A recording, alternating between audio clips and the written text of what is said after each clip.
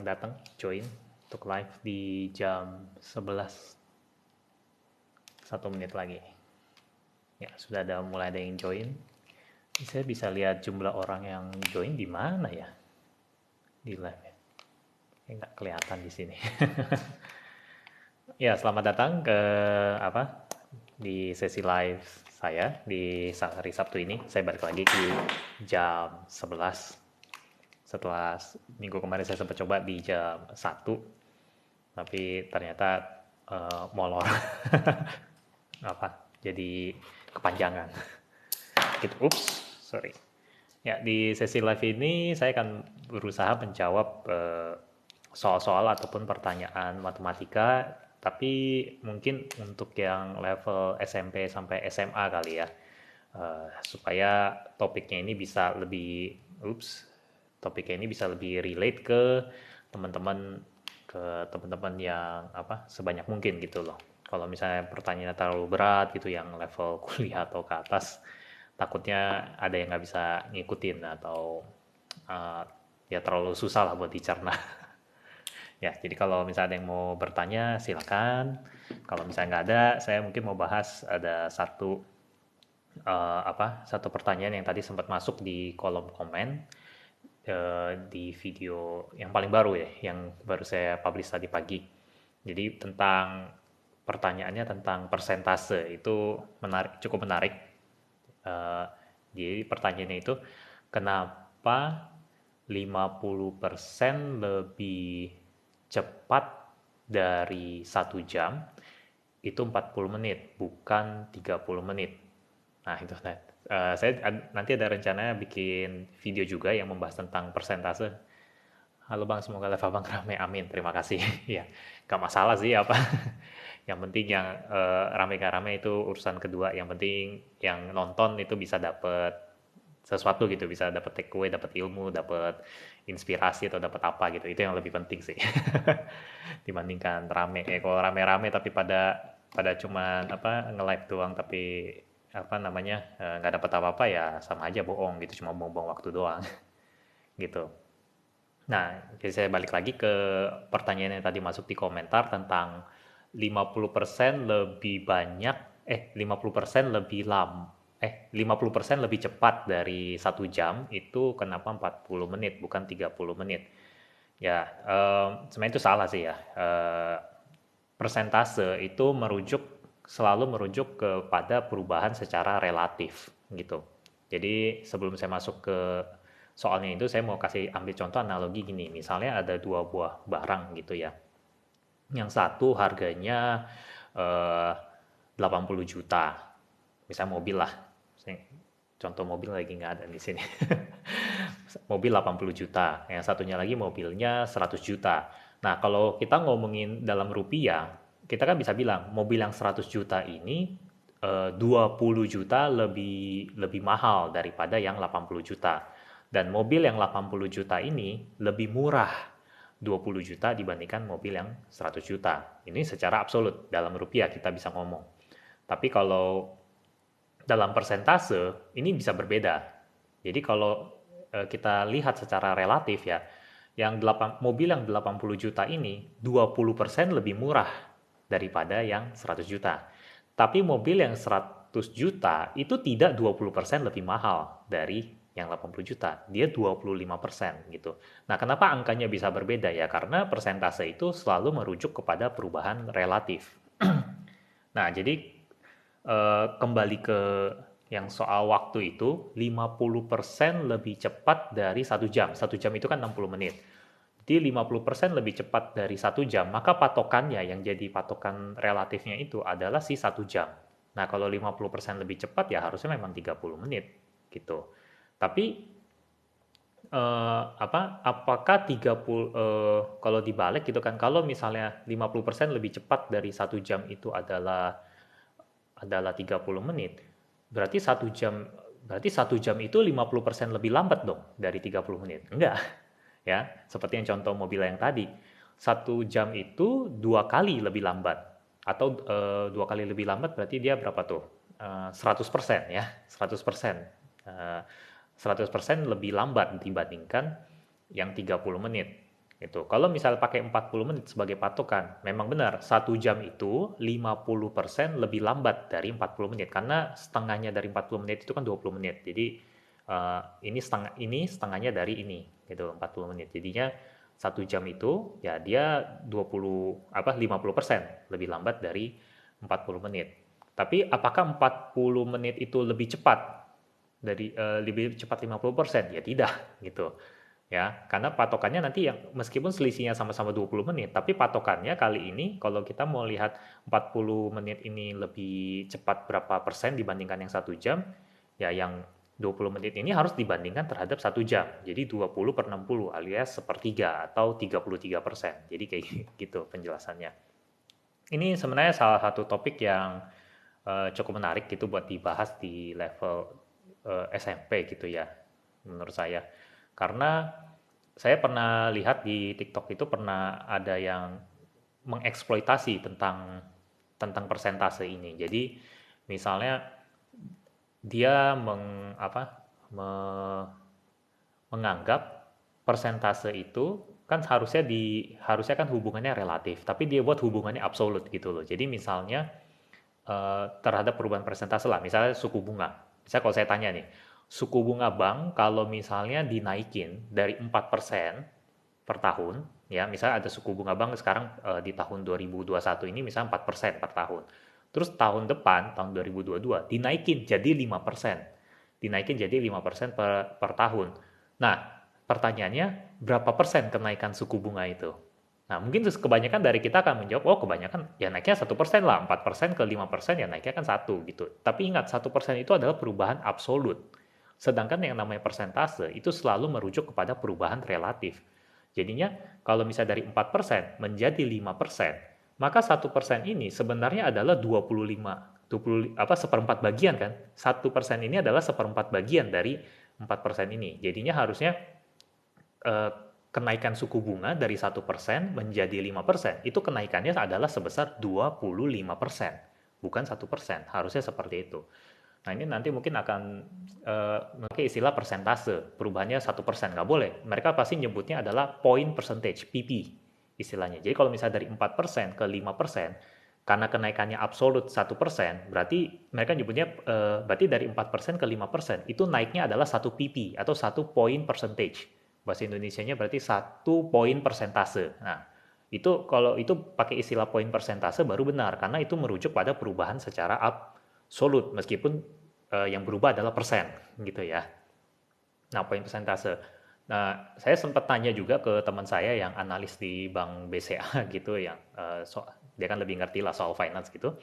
Dia bilang kalau misalnya di bank kan biasa perubahannya itu kecil gitu, nggak 4% ke 5%, tapi misalnya 4% ke 4,25%. Nah, itu kan perubahannya kurang dari 1% tuh. Maka gimana memberitahu 4% ke 4,25% itu kenaikannya berapa? Kalau pakai persentase, ribet ngitungnya di kepala, ya kan? Jadi, tapi kalau nyebutnya secara absolut 0,25 poin persentase kayaknya nggak enak gitu loh. Panjang banget poin persentase, 6 suku kata. Itu buat orang finance yang suka ngomongnya cepet-cepet itu tuh 6 suku kata itu nggak efektif. Jadi mereka pakai istilahnya basis poin. Basis poin cuma 4 kan gitu. Nah, jadi satu basis poin itu merujuk kepada perubahan absolut sebesar 0,01% gitu. Jadi kalau misalnya suku bunga naik dari 4% menjadi 4,01%, berarti kenaikan suku bunganya itu adalah sebesar 1 basis poin. Nah, kan enak tuh nggak pakai koma-komaan kan.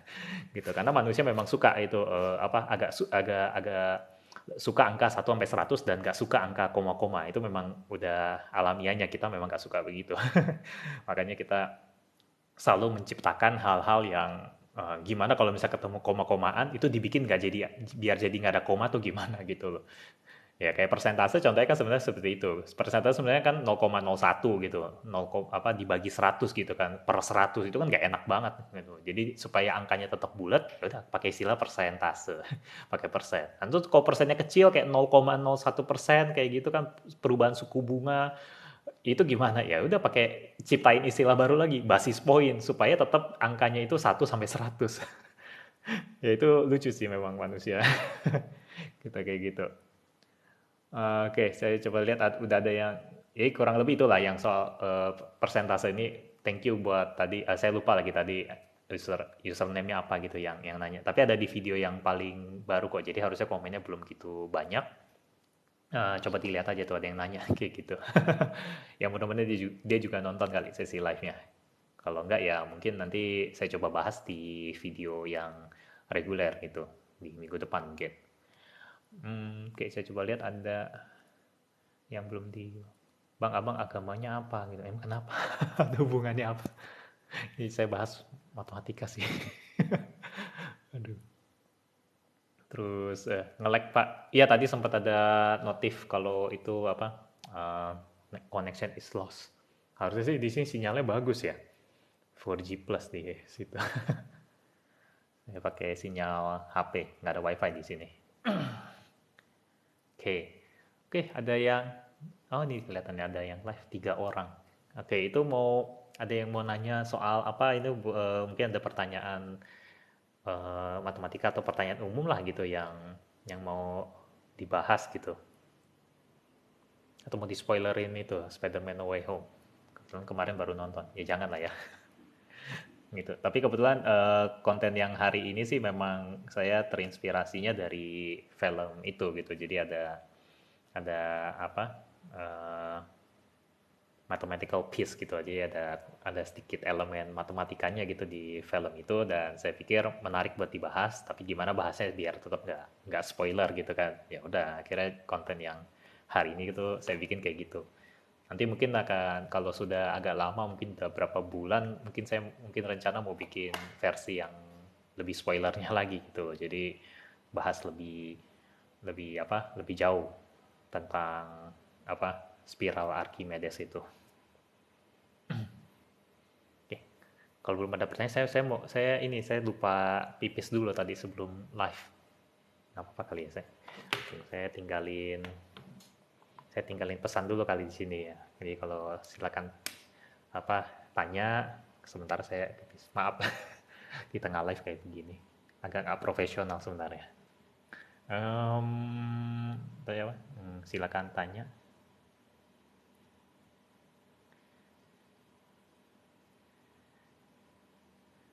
Saya pipis dulu.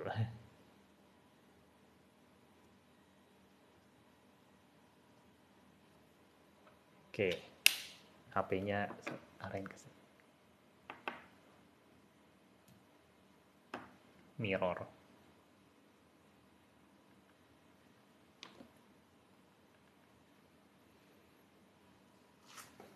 Oke, saya apa AFK sebentar, pipis 1 menit.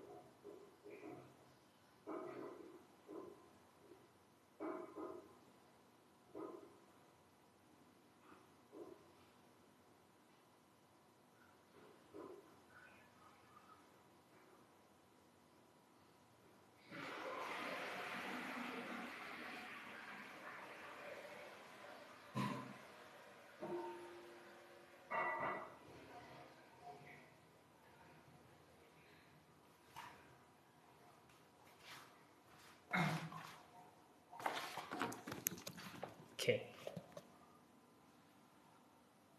apakah sudah ada yang bertanya? Ups, the mirroring is on. Invite Ismail Mahmud to go live together. Oh, lagi online Pak. Ini kalau nggak salah guru guru matematika, bang kok kita bisa produce tangent line padahal garis cuman bisa dibuat dari dua titik. Ini tangent line maksudnya yang di lingkaran ya.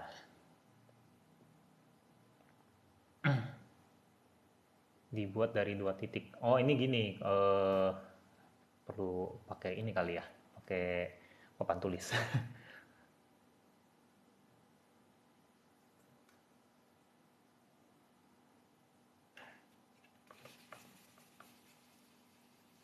Jadi garis itu selain bisa dibentuk dari dua titik gitu kan. Ini kita ngomongnya apa? Euclidean ya. Jadi apa bidang datar gitu, semuanya flat. Nah, garis itu waktu kalau kita pernah belajar selain bisa dibentuk dari dua titik gitu kan. Ups, ini nggak kena. Anggapnya kena ya. Anggapnya kena. Bisa dibentuk dari sebuah garis bisa dibentuk dari dua titik, tapi juga bisa dibentuk dari satu titik dan kita tahu apa gradiennya atau kemiringannya gitu loh. Jadi satu titik plus kemiringannya. Jadi perbandingan antara antara ini delta delta y ini delta x. Jadi kemiringannya berapa gitu. Jadi ada dua, nggak harus melalui dua titik, tapi bisa dari dua hal. Yang pertama itu dari apa dari dua titik kita bisa bikin satu garis, tapi bisa juga dari satu titik dan gradiennya. Nah kalau untuk tangent line itu kan dia satu titik ya, yaitu titik di ujungnya lingkaran gitu. Nah kok dia bisa bikin ada satu garis ya, karena kita tahu gradiennya. Gradiennya tahu dari mana? Ya dari pusat lingkaran ke titik itu kan jari-jari. Nah, jari-jari misalnya begini nih. Ini di ujungnya lingkaran gitu. Nah, kita tahu yang namanya tangent line itu dia selalu tegak lurus. Nah, kalau tegak lurus berarti kan gradiennya itu berapa? Lupa. Hasil kali gradiennya min 1 kalau nggak salah ya. Jadi karena dia kita tahu gradiennya ya udah hanya ada satu garis yang gradiennya apa min 1. Ini yang tegak lurus. Maka jadilah tangent line. Kita bisa bikin itu.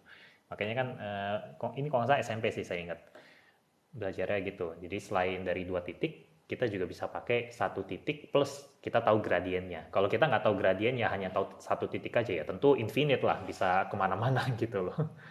Ya, kayak gitu. Nah ini bang, thank you pertanyaannya. Um, Ya, sementara belum ada yang nanya yang baru, saya mungkin kasih tahu kali kira-kira konten. Saya sih ada rencana mau bikin konten matematika yang lebih ringan gitu kan, yang lebih relate mungkin anak-anak sekolah, karena di TikTok ini mungkin lebih banyak anak sekolahnya kayaknya dibandingkan anak yang kuliah ataupun yang udah berumur kayak saya. Gitu kan. Jadi eh, saya juga lihat sih dari statistik gitu kan, pas saya bahas yang ringan-ringan malah arah ngejok kayak yang itu faktorial kok malah pada banyak yang kepo gitu. Tapi kalau pas bahasnya agak-agak berat pada pada males kepoin gitu.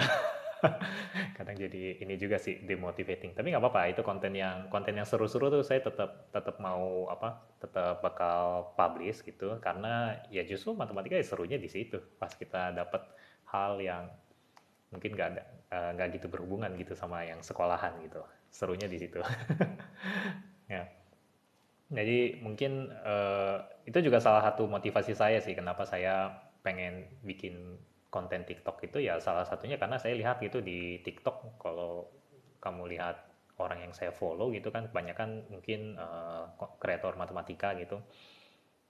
Ya saya lihat kebanyakan apa ya, nggak hmm, ya masih ngajarinnya tuh atau nunjukinnya itu caranya saja gitu loh, how-nya saja yang atau formalitasnya gitu loh. Tapi jarang sekali atau hampir nggak ada gitu yang saya lihat yang menunjukkan why-nya, intuition-nya, build the intuition-nya itu nggak ada gitu loh. Yang saya cuma bisa nemuin itu kalau melihat dari content creator orang-orang luar gitu. Kalau di orang-orang luar itu mereka justru lebih banyak menunjukkan konten why-nya gitu loh dibandingkan how-nya, formalitasnya. Karena formalitas berhitung itu apalagi di zaman teknologi sekarang itu sudah bisa digantikan sama mesin atau komputer gitu. Jadi harusnya kita nggak terlalu banyak ngelatih eh, masalah komputasi itu, kecuali mungkin untuk hal-hal basic ya, kayak misalnya mungkin kayak perkalian dari 1 sampai 10, ya atau mungkin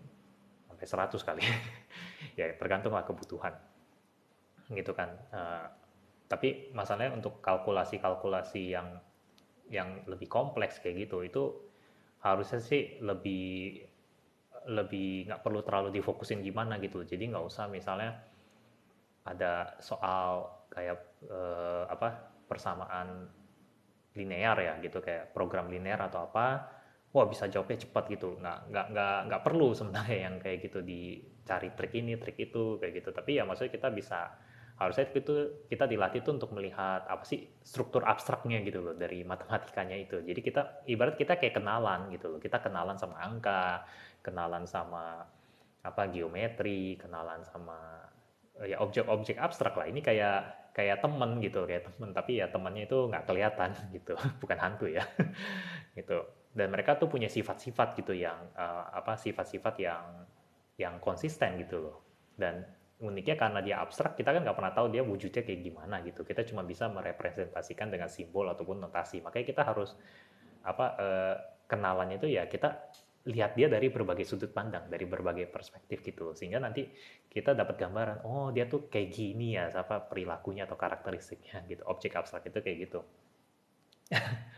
Ya, harusnya sih kayak saya pikir kita harus mulai fokusnya ke situ. Karena kalau kita mulai belajarnya ke arah situ, kita akan lebih dilatih untuk yang namanya berpikir gitu. Nah, ini yang berpikir inilah yang salah satu skill yang menurut saya fundamental ya di abad sekarang gitu. Apalagi di era revolusi industri keempat gitu loh. Karena akan di dunia nyata nanti itu banyak pertanyaan-pertanyaan yang sebenarnya kita nggak akan pernah ketemu gitu loh. Jadi kalau misalnya kita hanya tahu, cuma ditunjukkan how-nya tanpa dikasih tahu why-nya, kenapanya, ataupun konsepnya, itu intuisi kita nanti jadi tumpul gitu loh. Kita nggak bisa, akhirnya kita nggak berani gitu mencoba ketika misalnya dihadapkan pada permasalahan baru. Kita taunya ya udah serahin aja ke supervisor atau yang serahin aja ke atas gitu. Akhirnya kan yang atas kan jadi ribet kan ketika ada perubahan mendadak. Contoh kayak COVID nih, lagi corona gitu kan, banyak itu yang kolaps segala macam ya karena nggak siap gitu. Karena biasanya kan masalahnya gitu-gitu doang gitu yang dihadapin perusahaan ya, tiap tahun ke tahun ya gitu-gitu doang gitu. Tapi ketika dihadapin gitu, nih COVID datang ini, udah masalah baru nggak pernah ketemu sebelumnya, ayo gimana mikir. Ya kalau yang perusahaan yang nggak biasa mikir ya udah, bye bye lah gitu kan. Nah makanya saya apa, skill mikir itu ya menurut saya sih salah satunya yang paling ideal itu didapetin ya dari belajar matematika ya, tapi tentu belajarnya mesti benar gitu, belajar mikirnya. Makanya saya lebih fokus ke kontennya di sini adalah konten yang ngajakin ngajakin orang tuh buat mikir. Memang mikir itu nggak nyaman, nggak ada yang suka mikir gitu. Kita memang secara evolusi kita punya, otak kita itu memang memang diprogram untuk nggak mau mikir gitu. Kita maunya yang santai aja gitu. Oh kalau misalnya ditanya satu tambah satu ya udah kita, oh udah tahu itu udah dua, nggak pakai mikir gitu, satu tambah satu dan dua kayak gitu. Tapi pasti kasih soal yang lebih ribet dan kita maksa kita buat mikir, kita akan nanya, kenapa saya mesti ngelakuin hal ini gitu? Apa untungnya gitu buat saya gitu? Ngapain saya mesti mikir sih buat ngerjain ini gitu, ya kan? Jadi otak tuh kayak gitu. Ya mungkin kalau di sekolah kan kita masih bisa dipaksa. Ayo kalau misalnya kamu nggak mikirin ini, ya nilai ujian kamu jelek. Kalau nilai ujian kamu jelek, kamu nggak naik kelas. Kalau kamu nggak naik kelas, kamu nggak dapat sertifikat. Kamu nggak dapat sertifikat, kamu nggak bisa dapat kerja. Jadi kamu takut ke situ. Jadinya akhirnya apa, ya mau nggak mau deh, ya udah mikir lah gitu lah. Tapi kita sebenarnya nggak mau gitu. Kita kita sebenarnya kan pas lagi ngerjain itu kita suka ngerasa nggak, apa ya, emang emang emang kita bakal pakai Pitagoras di dunia nyata tuh buat apa sih? Gitu. Emang kepake buat apa? Gitu itu kalkulus kita belajar di SMA kayak gitu. Emang kepake buat apa gitu kan? Kayak gitu. Jadi banyak saya lihat banyak apa, eh, jarang ada orang yang bisa ngasih tahu gitu loh. Kira-kira ilmu yang kita pelajarin di sekolah itu bakal kepakainya tuh kayak apa gitu loh. Karena memang nggak semua ilmu matematika yang dipelajarin itu sampai saat ini ada aplikasinya. Tapi setidaknya yang di sekolah sih harusnya udah ada semuanya, iya nggak sih? Ya kayaknya hampir semuanya sih ada gitu ya. Kalau saya lihat kalau yang di sekolah gitu, makanya kan ditaruh di kurikulum dasar gitu loh. Ya, karena itu suatu saat bakal kepake gitu loh. Ya memang nggak semua orang akan kepake, tapi sebagian orang akan pakai hal itu gitu. Tapi sebenarnya di matematika sendiri memang ada ilmu-ilmu yang sampai saat ini pun nggak ada apa nggak ada gunanya gitu. Tapi orang memang pelajarin itu ya karena memang senang aja gitu sama ilmu matematikanya gitu. Dan masalah masalah ada aplikasinya atau enggak itu mereka nggak mikirin. Tapi justru disitulah kita ketika kita mikirin hal-hal yang nggak penting itu, yang nggak ada gunanya itu justru di saat itulah kita sebenarnya mengexpand pengetahuan kita karena out of curiosity. Jadi karena kita penasaran aja gitu loh. Yang gimana sih caranya kalau ya kayak Kepler lah yang saya suka terinspirasi itu yang si kayak Kepler gitu kan. Dia dulu mikirin kalau saya nyusun jeruk gitu di wadah gitu kan supaya saya bisa masukin sebanyak mungkin jeruk, saya nyusunnya mesti gimana gitu, saya nyusunnya mesti gimana sih supaya supaya uh, dalam wadah yang terbatas saya bisa masukin jeruk sebanyak mungkin gitu. Nah pertanyaan itu di tahun 1611, di tahun itu berapa tahun yang 400 tahun yang lalu gitu loh, 400 tahun yang lalu, dan jawabannya itu baru ketemu tahun 98, itu pun baru terbukti di 2013. Jadi belum lama gitu. Akhirnya memang ditemukan gitu. Kepler sih waktu itu bilang susunnya bentuknya piramid gitu. Nah, ternyata benar gitu, dibuktikan di tahun 2000 di tahun 98 dipropose sama Thomas Hales. Kalau itu ya susunan susunan apa ya, dugaan Kepler itu benar bahwa cara terbaik untuk nyusun jeruk ya seperti itu, bentuknya piramid. Nah, terus ada matematikawan eh, Rusia ya atau dari mana sih? Oh, Ukraina kalau nggak salah. Pokoknya namanya agak-agak itu namanya Marina Vios apa gitu aku lupa.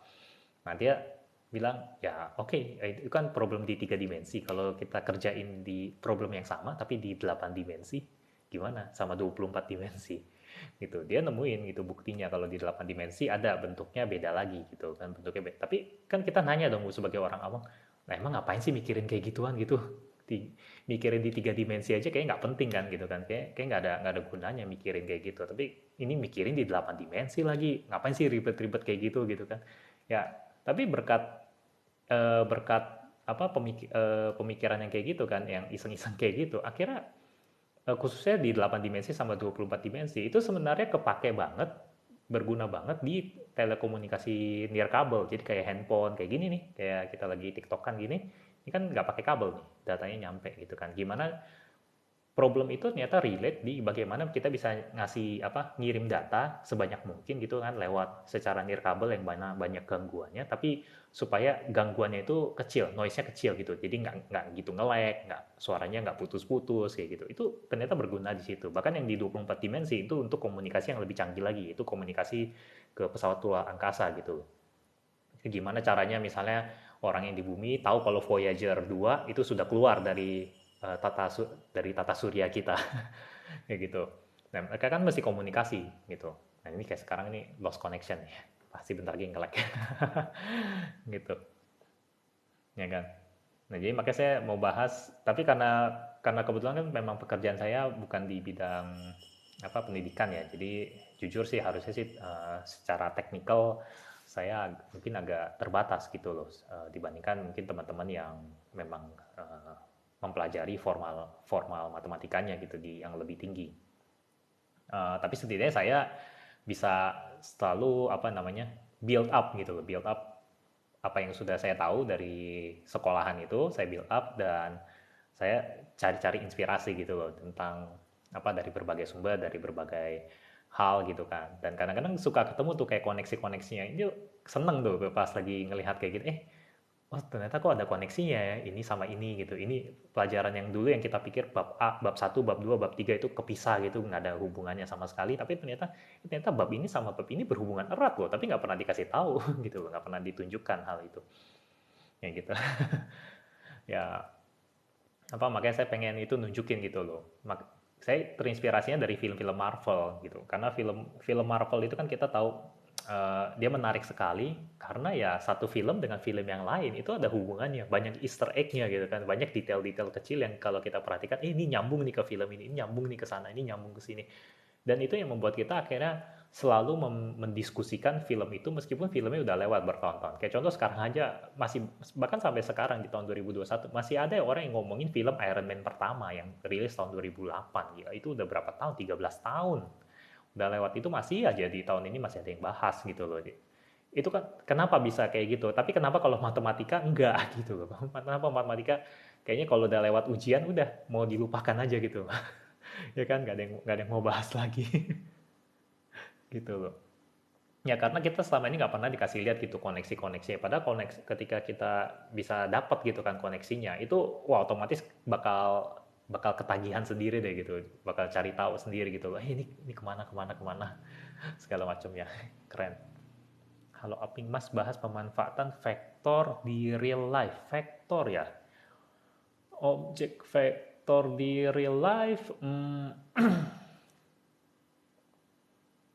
Biasanya objek vektor, fungsi, terus apa lagi ya? Biasanya sih yang paling sering kepake itu adalah untuk pemrograman linear. Jadi kalau mungkin kita pernah belajar manualnya di sekolah itu sampai SMA mungkin sistem persamaan linear 3 variabel kayak gitu kan. Nah, selama dia masih linear, kita kan tahu tuh kalau misalnya 3 variabel aja udah mulai ribet tuh dihitung secara manual gitu kan. Nah, gimana kalau misalnya variabelnya lebih banyak? Kita kan nggak mungkin menyuruh manusia lagi untuk menghitung itu gitu loh. 4 variabel, 5 variabel, atau 11 variabel. Nggak mungkin kita suruh manusia buat ngitung itu. Kita pasti akan suruh mesin. Nah, ketika kita mau suruh mesin untuk menghitung, mesin itu nggak ngerti kalau misalnya kita pakainya bahasa manusia gitu. Kita harus pakai vektor gitu loh, pakai matriks gitu loh. Kita terjemahkan itu ke matriks dan udah komputer akan sangat bisa menghitung dengan cepat sekali gitu.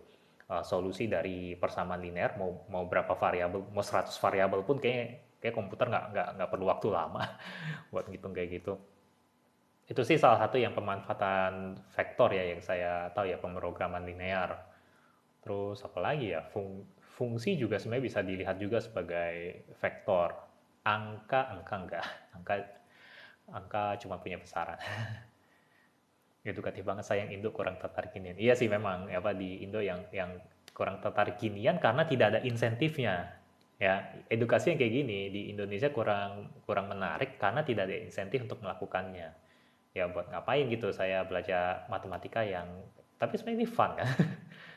Gitu loh. Saya sendiri ya apa jujur aja dulu saya pernah kerja jadi guru matematika lama 15 tahun. Terus akhirnya saya mutusin berhenti ya karena saya pikir ya kalau misalnya yang saya lakukan hanya menyampaikan informasi gitu kan, menyampaikan informasi saja. Oh, kalau pelajaran kalkulus kayak begini, apa ini rumus-rumusnya, pelajaran apalagi deret, rumusnya begini, gitu. Ini contoh latihannya kayak gini, ini trik-triknya kayak gitu. Kalau misalnya yang saya lakukan itu hanya sebatas menyampaikan informasi begitu saja, ya saya pikir ngapain perlu saya gitu loh. Ini suatu saat kan pasti bisa digantikan sama teknologi gitu loh.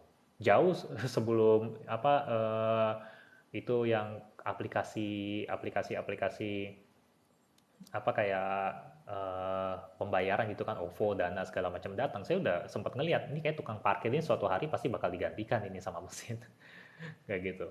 Udah kepikiran udah lama banget gitu. Jadi saya pikir sesuatu hal yang sifatnya berulang gitu kan, administratif, yang sifatnya redundant kayak gitu, itu saya rasa suatu hari pasti bakal tergantikan. Ya memang harusnya gitulah, karena kita kan manusia tuh bukan mesin, bukan robot gitu loh.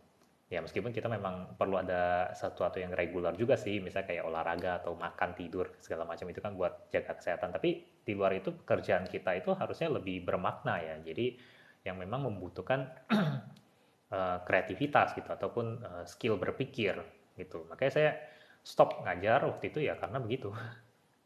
Ya merasa ya udah ini hanya yang saya lakukan hanya memberikan informasi, jadi nggak ada value-nya di sana gitu. Jadi saya mau akhirnya saya berubah jadi yang fotografer gitu kan ya, karena di fotografi itu soalnya selalu beda-beda, setiap klien itu unik ya kan, problem yang dihadapin berbeda dan kadang-kadang bukan kadang-kadang sih hampir selalu ya, setiap kali project itu pasti selalu project yang saya nggak pernah lakukan sebelumnya gitu. Jadi itu yang membuat saya jadi selalu dapat perspektif baru gitu kan, problem solving lagi, problem baru saya mesti cari tahu lagi solusinya gimana, terus-terusan kayak gitu, dilatih terus-terusan. Akhirnya saya jadi terbiasa gitu. Jadi terbiasa untuk ya udah ketika saya dapat sesuatu hal yang misalnya problem yang saya nggak tahu jawabannya saat itu, yang saya nggak merasa ciut mundur gitu, enggak. Ya saya lihat dulu apa sih, ini saya memang nggak tahu jawabannya, tapi saya gimana bisa bisa bisa coba cari cari tahu dari apa yang saya tahu gitu loh. Jadi apa yang saya tahu sih gitu, dan saya bisa kemana, kayak nyelesain sudoku lah. Kita mungkin pas lagi lihat puzzle sudoku gitu kan nggak mungkin langsung dapat semuanya, tapi kan kita berangkat satu-satu tuh, ini sama ini bisa dapat sini, naik satu step, nanti ini kebuka, ini buka jalan, buka jalan, akhirnya terteret lama-lama selesai juga kan semuanya kayak gitu. Makanya saya bikin live ini juga sebenarnya pengen coba buat nantang diri saya sendiri juga gitu. Saya masih masih masih bisa nggak sih ngejawab soal-soal gitu kan yang yang udah lama banget nggak pernah dilatih gitu loh. Jadi makanya kalau misalnya ada pertanyaan kayak tadi tuh yang nanya soal tangent line kayak gitu kan, saya sempat lupa loh. Tapi untungnya pas ditanya saya jadi kepikir lagi kan, iya sih titik kan memang garis itu kan memang harus 2 titik ya, tapi kalau 1 titik gimana caranya kita tahu kita mau titik yang ini bukan yang ini gitu. Ya kan, jadi baru keingat gitu soal gradien gitu ya. Eh, Kak bahas dong orang yang ah, Kak bahas dong orang yang ber- ah, berpengaruh. Oh, berpengaruh kali ya di materi statistik. Siapa yang paling berpengaruh ya? Mungkin kalau di statistik yang paling ngaruh itu si Gauss sih. Itu Gauss. Yang saya tahu Gauss ya. Dia memang banyak kontribusinya lah. Dia sebutnya Prince of Mathematics, ya, pangerannya matematika istilahnya kayak gitu. Jadi kalau karena dia memang bikin banyak sekali kontribusinya. Salah satunya di bidang statistik yang saya dulu pas kuliah juga sempat pakai, itu adalah tabel distribusi normal atau tabel Z kalau nggak salah namanya. Tolong dikoreksi kalau saya salah ya. Padahal dulu sempat asistenin itu biostatistika. Itu dulu kepake tuh tabel itu. Cuman kita langsung pakai aja tabelnya, tapi kita nggak pernah tahu itu angka-angka tuh dapat dari mana gitu. Ternyata itu adalah dari tabel distribusi normal. Ya, Gauss yang bikin kayak gitu. Jadi mungkin menurut saya sih mungkin salah satu orang yang paling berpengaruh di materi statistik itu ya si Gauss ya. Terus yang lain ada siapa lagi ya? Dulu saya sempat bahas kalau nggak salah di waktu masih di channel YouTube jadi saya ada project channel YouTube sama teman saya yang dokter. Nah, dulu dia nebeng di channel saya nih, channel Nidalab. Cuman karena kontennya kebanyakan konten edukasi kesehatan, akhirnya itu channel namanya diubah ke apa cepat waras. Nama RS-nya, nama projectnya itu. Tapi ada kalau teman-teman ke sana ke YouTube-nya itu youtube.com/nidalab. Masih nidalab sih itunya, URL-nya nidalab, tapi nanti nama channelnya RS Cepat Waras. Itu masih ada playlist matematika di situ yang jadul-jadul yang pernah saya bikin gitu. Kalau nggak salah di statistika itu ada pernah bahas kalau nggak salah tentang ini deh, akurasi alat tes gitu loh. Ini jadi menarik. Karena bahkan banyak dokter pun nggak, overheat, kok HP overheat ya? Sebentar, emang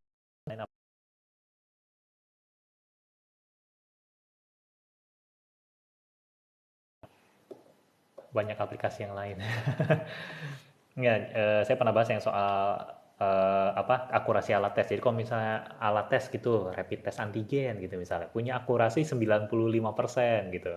Dan ketika dites, orang diambil secara random, dites hasilnya keluar positif kayak gitu. Dan itu berapa kemungkinan orang itu memang benar kena penyakitnya gitu kan? Banyak yang salah jawab gitu loh. Kalau akurasinya tinggi, hasilnya apa, ya itu bisa langsung, ya kita bisa yakin kalau itu 95% benar gitu. Tapi yang namanya akurasi itu sebenarnya dia terlink sama sama prevalensi. Jadi tergantung seberapa banyak orang yang kena penyakitnya itu di suatu daerah. Jadi itu nggak bisa main serta merta pakai istilah akurasi ya. Tapi kan kebanyakan di marketing mereka menjualnya gitu. Alat tes ini akurasinya 99%, 98%. Oh, kesannya akurat kayak gitu. Ya memang mereka nggak bohong gitu. Tapi statistika memang banyak dipakai buat bohong. Buat orang yang nggak ngerti. Ya salah satunya basicnya itu ya dari persentase lah. Kayak tadi yang pertanyaan yang di awal gitu. Yang persentase itu apa kalau yang tadi mana sih mobil yang mobil kalau 100 juta 80 juta, nah ini 80 juta kan 20% lebih murah dari 100 juta, tapi yang 100 juta tidak 20% lebih mahal dari yang 80 juta, dia 25%. Nah itu kan dari situ persentase aja kita udah bisa kita bisa lihat gitu loh. Bagaimana persentase itu bisa dipakai buat memanipulasi. Kalau ya tergantung orang yang pakai, hati-hati sekali kalau misalnya ada orang yang menyampaikan data segala macam itu dalam bentuk persentase, itu benar-benar harus dianalisa. Contohnya kemarin teman saya yang dokter itu sempat bilang itu yang tentang target vaksinasi ya, data vaksinasi kita sudah 50, yang sudah 2 dosis vaksinasi COVID itu sudah 50% dari target vaksinasi. Ingat, 50% dari target vaksinasi, bukan 50% dari penduduk Indonesia. Ya. Jadi kalau kita lihat angka absolutnya, 50% dari target vaksinasi. Target vaksinasi itu 70% penduduk Indonesia. Jadi 50% dari 70%. Ya berarti cuma 35% dari penduduk Indonesia. Gitu. Jadi kan kita kesannya kalau 50% dari target vaksinasi kan kesannya, wih tinggi ya gitu ya, 50% sudah setengahnya nih gitu kan. Tapi kalau kita lihat ya baru 30%, 30-an persen gitu. Baru sepertiga dari penduduk Indonesia yang sudah divaksin COVID. Jadi kan jadi kecil gitu sebenarnya. Ya itu harus salah satu yang harus hati-hati kita ngelihat persentase itu. Di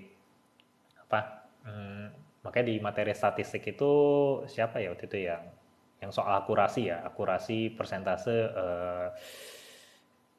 Jacob Yerusalmi kalau nggak salah namanya. Ya Jacob Yerusalmi, dia yang bikin gimana supaya akurasi alat tes itu tidak tergantung sama prevalensi. Makanya kita pakai yang namanya sensitivitas sama spesifisitas. Makanya kita kalau misalnya di dunia profesional itu nggak pakai lagi yang namanya akurasinya berapa sih, ini akurasinya berapa, nggak pakai kayak gitu.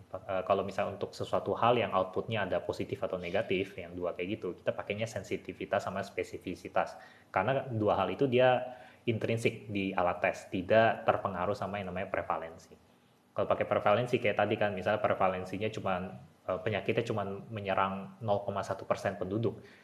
Bahkan akurasi alat tes yang akurasinya 95% ketika dites secara random ke orang dan hasilnya keluar misalnya positif, orang itu hanya punya kemungkinan 2% buat terinfeksi penyakitnya. Jadi jauh gitu loh. Jadi jauh gitu. Karena ada namanya false positif itu dan false negatif. Ya gitulah. Jadi ya kita harus salah satu thank you juga itu sama si Jacob Yerusalmi itu di bidang statistik itu. Jadi kita bisa tahu tuh yang namanya sensitivitas sama spesifisitas. Itu dia sih. Mungkin dua itu ya aja yang saya ingat sih yang orang yang paling berpengaruh. Kak, punya nggak sih gambaran pendidikan yang ideal? Ada sih, tapi masih kayak ngawang-ngawang ya. Jadi saya sih nggak mikirin kayak gambaran besarnya. Saya sendiri sebenarnya mikir, aduh, lost connection lagi. Saya sendiri sebenarnya mikirnya itu buat anak saya gitu. Anak saya masih kecil. Jadi nanti ketika dia usia kerja, kemungkinan dia akan pekerjaan yang tersedia, lapangan pekerjaan yang tersedia buat dia nanti itu mungkin akan jauh berbeda dari apa yang ada saat ini gitu loh. Mungkin ada pekerjaan yang mungkin belum ada saat ini. Nggak tahu, kayak pekerjaan kayak game tester gitu waktu saya masih SMA kayak gitu, itu kan kayak kesannya aneh, orang orang dibayar buat main game. Itu dulu waktu saya SMA itu aneh, tapi sekarang lihat aja yang kayak game tester lah, pekerjaan content creator, cuman content creator, influencer kayak gitu, itu kan dulu nggak ada tuh yang kayak gitu. Nggak ada pekerjaan itu, tapi sekarang udah ada pekerjaan yang seperti itu. Bisa jadi full time malah kayak gitu. Udah banyak gitu. Banyak itu secara absolut ya, tapi kalau secara relatif dibanding populasi itu kecil banget gitu. Ya gitulah. Jadi saya sih nggak terlalu mikirin gimana gitu gambaran pendidikan ini. Saya cuma fokusnya pokoknya gimana supaya ketika nanti misalnya anak saya nanti sekolah gitu kan, misalnya sistem pendidikannya masih gini-gini aja ya, setidaknya dia punya basic intuition yang pas gitu loh, sehingga ketika dia dihadapkan pada formalitas matematikanya atau apa kayak gitu kan, rumus-rumusnya kayak gini, caranya begini, ya dia nggak merasa itu hal yang boring gitu, karena dia sebelumnya sudah tahu gitu ini bakal bakal pakai buat apa, kenapa dia kayak begitu gitu loh. Ya saya harapnya sih begitu. Gitu. Ya saya mudah-mudahan juga selain buat anak ya juga bisa buat ya teman-teman semua gitu loh yang di Indonesia. Makanya saya bikin konten ini dalam bahasa Indonesia gitu. Padahal resource saya semua bahasa Inggris. Gitu. Resource yang saya nggak ada satupun resource yang saya pakai itu dari bahasa Indonesia karena saya nggak jarang sekali, saya cuma jarang sekali menemukan ada orang Indonesia share hal yang kayak begini gitu loh, jarang sekali ya, hampir nggak ada gitu.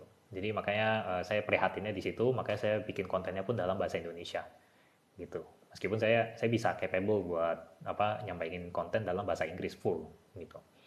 Ya sebenarnya lebih tepat juga kalau pakai bahasa Inggris karena kan saya nggak perlu terjemahin istilah-istilahnya gitu. Saya takut gitu pas terjemahin istilah Indonesia saya ternyata salah gitu karena kan ya mungkin istilahnya nggak sesuai lah apa terjemahannya. Ya gitu sih kurang lebih kalau soal gambaran pendidikan yang ideal. Kak, pi dan pi bedanya apa ya? Pi dan pi bedanya ya pi itu simbolnya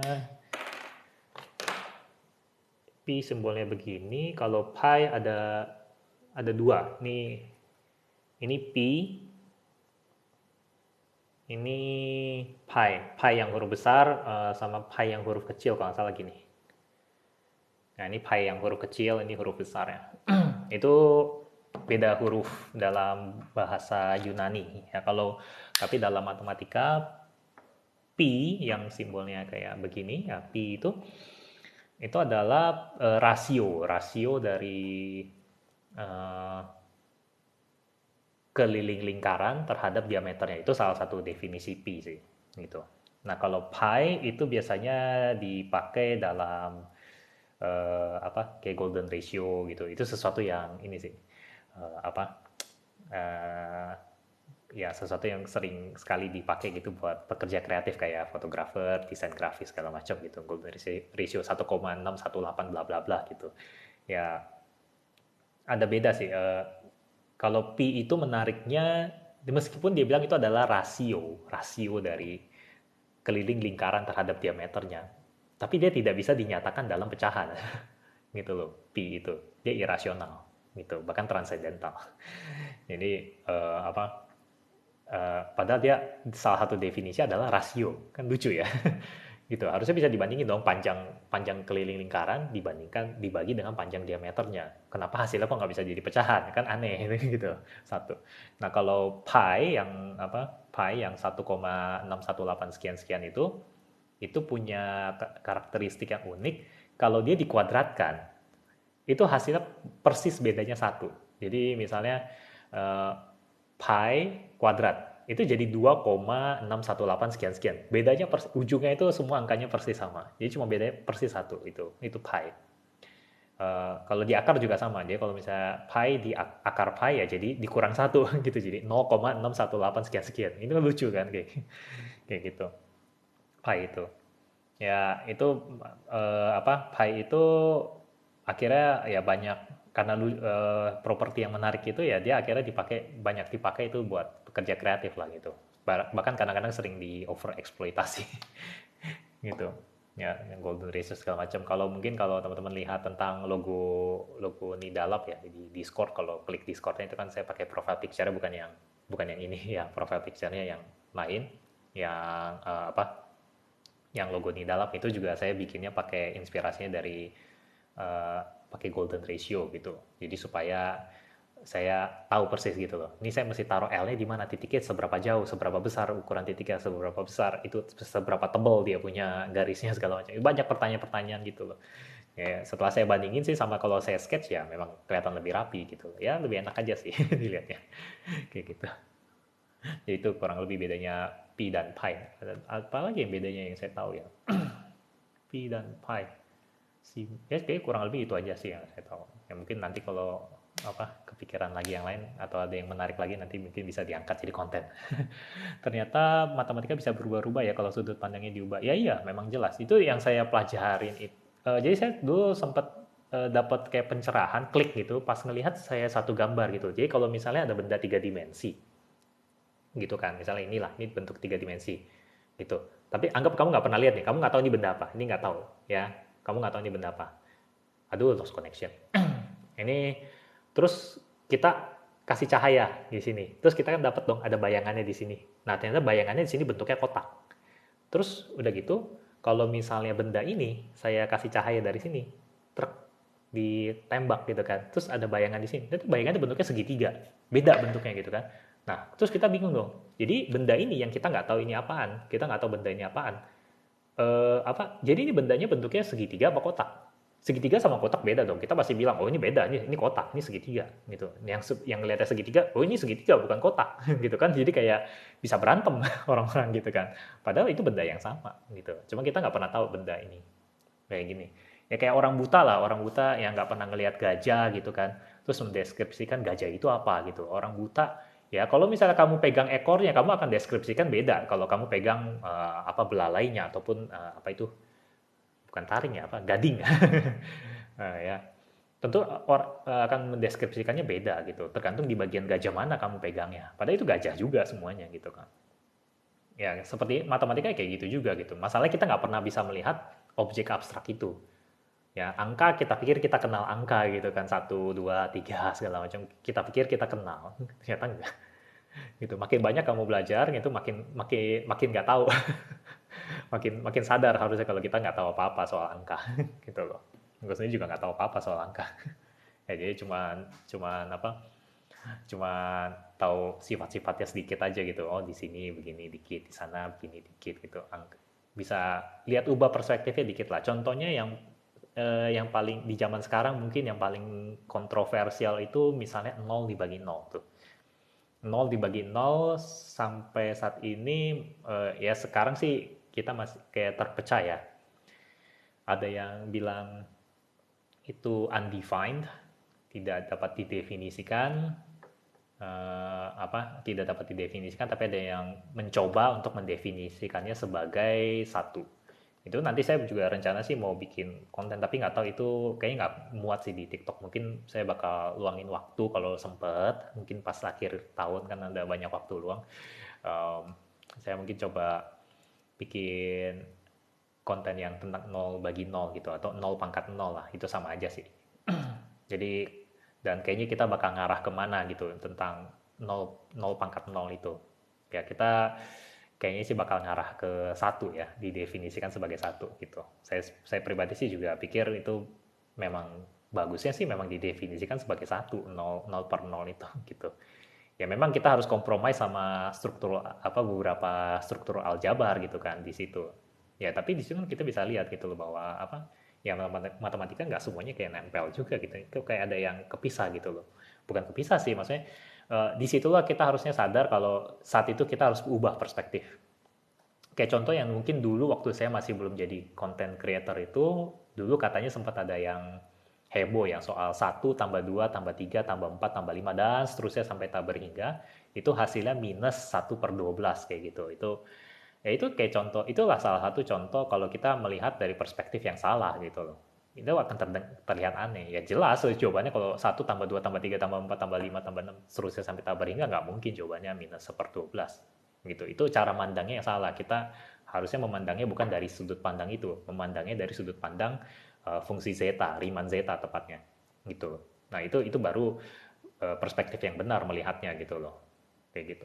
Kalau kita memandangnya dari perspektif yang satu tambah 2 tambah 3 tambah 4 dan seterusnya itu udah perspektif yang salah ya. Mungkin sama juga kayak nol per nol gitu. Nol per nol kalau misalnya kita melihat kita definisikan sebagai satu, tapi kalau kita pakai kacamata aljabar, struktur aljabar yang 0 kali 1 sama dengan 0 kali 2. Jadi kalau misalnya 0-nya dibagi 0, kayak kita coret 0-nya, terus jadi kan dapat absurd tuh, 1 sama dengan 2 gitu.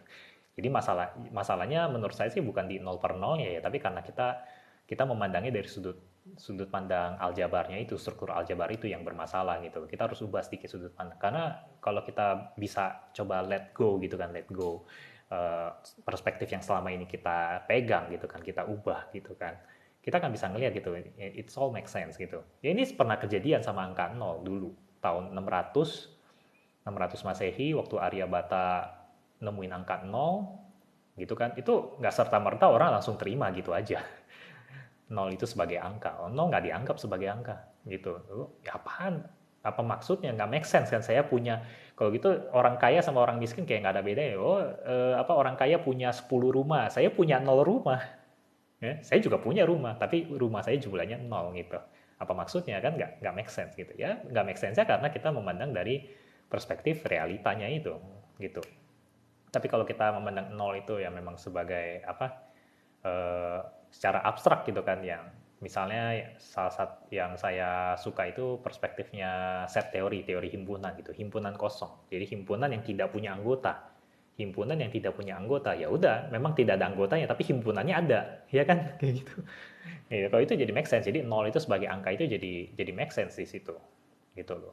Ya nol kita mungkin ya nggak pernah mikirin sih kalau nol itu sebenarnya dulu sempat jadi kontroversi juga sama kayak sekarang nol per nol dan nol pangkat nol itu. Ya dulu nol sempat jadi kontroversi juga dan itu berlangsung berapa ratus tahun ya? Kayaknya 600 tahun deh sampai sampai 300 tahun pertama lah sampai si siapa itu Al-Khwarizmi yang bikin aljabar itu dari di tahun 900-an dia bikin aljabar dia pakai angka 0 akhirnya 300 tahun kemudian sama si Fibonacci di Itali diterjemahin dan dipopulerkan itu buku buku Liber Abacinya si Fibonacci itulah yang dipakai sampai sekarang tuh buat ngajarin orang-orang metode berhitung ya karena setelah orang tahu tentang sistem angka Hindu Arab itu orang jadi merasa wow kok lebih efisien ya ngitungnya gitu buat urusan dagang enak banget kayak gitu jadi ya udah akhirnya orang dunia pun adopsi semua tuh pakai makanya kita sekarang uh, pakai angka 1, 2, 3, 4, 5, 6, 7, 8, 9, 10 ya kayak gitu kenapa alasannya gitu kenapa kita nggak pakai huruf Mandarin kayak garis gitu kenapa kita nggak pakai huruf Romawi gitu. Kalau pakai Romawi aduh pening pala huruf Romawi jangan dipakai buat ngitung dah kayak gitu ya itu sebenarnya agak filosofi juga sih jadi yang soal masalah perspektif itu memang bisa berubah-berubah tergantung perspektifnya kadang kita bakal harus harus uh, bisa untuk melepas gitu melepas kita punya kacamata gitu dan kita berusaha melihat dari kacamata yang lain gitu loh. Ya sebenarnya kita secara nggak langsung kalau belajar matematika yang benar itu kita belajar untuk menjadi lebih toleran, lebih tahu gitu loh. Kita bisa tahu oh dari sudut pandang lain itu kenapa perspektifnya beda gitu. Akhirnya coba kalau misalnya agama juga bisa kayak gitu kan, lebih lebih indah sebenarnya. Ya tapi jangan terlalu lanjut lah nanti ini sensitif. Oh ya Bapak lulusan apa ya Pak? Saya lulusan biotek, lulusan bioteknologi Atmajaya. Ya, lulusnya masuknya 2004, keluarnya 2011. Jadi ini bukan contoh yang bagus. Gitu. Gimana menurut Bapak sama kompetensi numerasi yang sedang digencar sama Kemendikbud? Sorry, ini saya nggak, karena saya bukan orang pendidikan, jadinya saya nggak terlalu ngikutin gitu. Saya kan orang seni. Gitu, jadi saya belajar matematika itu ya ngeliat senengnya aja gitu, seru-seru gitu. Jadi masalah kayak kompetensi apa segala macam, saya mungkin baru bakal mulai, entahlah kalau boleh kasih tahu saya kalau misalnya ada referensi atau apanya, jadi saya mungkin bisa kasih penilaian. Tapi untuk saat ini anak saya masih kecil juga, jadi saya nggak mau terlalu mikirin dulu, gitu. Saya pusing gitu. Kalau nanti sekolah masih masa corona ini gimana, masih nggak mau dipikirin dulu ya kayak gitu. Jadi kompetensi numerasi saya sih kurang tahu, tapi saya lihat sih Pak Menteri kita memang Pak Nadiem ini memang bikin banyak kayak gebrakan-gebrakan yang saya dengar itu kayak kampus Merdeka, Merdeka Belajar segala macam itu dari namanya sih kalau dari namanya saya pikir sih filosofinya memang lebih bagus ya harusnya sih bakal ada perubahan yang lebih bagus lah ke untuk dunia pendidikan kita gitu. Tapi saya sendiri belum lihat detailnya ataupun tahu gitu itu kayak gimana gitu loh kompetensi numerasi yang dicanangkan sama Kemendikbud. Tapi tetap menurut saya tetap yang ujung tombaknya itu adalah orang-orang yang di lapangan, para gurunya itu. Itu kalau selama gurunya masih memegang prinsip ataupun masih menganggap bahwa apa yang mereka ajarkan itu hanya sebatas menyampaikan informasi tapi tidak melatih murid-muridnya berpikir, wah itu udah mau mau kurikulumnya, mau kompetensinya apa sebagus apapun di desainnya, saya rasa sih masih nggak akan bawa banyak perubahan ya gitu. Karena saya jujur Indonesia ini ketinggalan banget gitu di apa dengan negara lain gitu soal soal ininya, soal uh, edukasi matematikanya gitu loh. Ya, aduh, connection. Kadang-kadang suka dapat connection loss terus. Gitu. Ya, makanya saya pikir ya mudah-mudahan sih posisi saya di sini saya sih nggak tahu bakal balik lagi ke pendidikan apa enggak ya. Kayak males sih buat itu lagi mikir-mikir kayak gitu lagi. Saya pengennya ya sharing kayak gini aja yang ya kayak motivator tapi motivator untuk matematika gitu. Kebayang nggak sih? gitu. Itu lebih seru gitu, lebih lebih apa fun gitu. Jadi saya apa nggak terlalu mikirin masalah formalitas gitu. Ya, kalau ngajar kan saya nanti mesti pakai celana panjang lagi gitu. Kalau saya jadi fotografer, saya pergi foto pakai celana pendek juga nggak ada yang protes.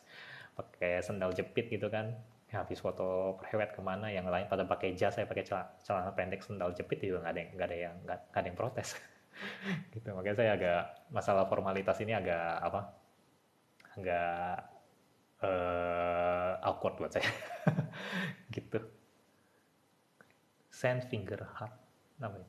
Ya nggak ngerti lah apa. Wah asli sih Pak, mending ngajar lagi, asik cara ngajar langsung menjelaskan konsep. Ya mudah-mudahan saya punya cukup banyak waktu ya. Jadi sebenarnya ini dilema. Saya masih kerjanya kan fotografer, tukang foto gitu loh. Bidang industrinya beda gitu loh. Jadi saya ngelakuin ini ya di waktu-waktu senggang gitu loh. Kalau saya fokusin ke sini, itu nanti apa kabar kerjaan foto saya?